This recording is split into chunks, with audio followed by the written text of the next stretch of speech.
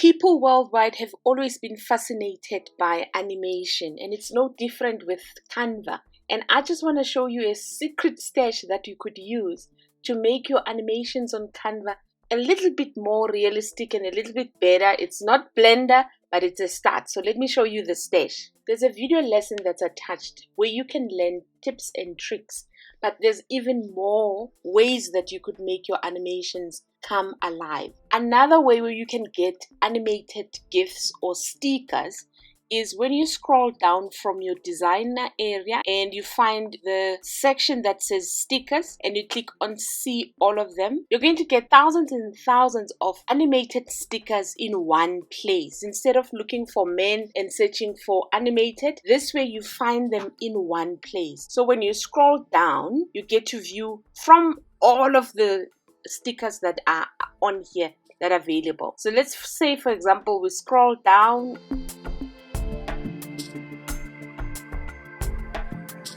and we eventually decide on this girl. We add them and we click once and we add them to our animation. Canva is then going to give you a magic recommendation to show you additional animations that are similar to what you've selected. When you click on see all, then you get more which are similar to what you've added on your animation. By the way, magic recommendations is available on all elements on Canva. And then you can also click on view more by Canva original stickers or whoever is the creator to even get more animated or designs of that same designer.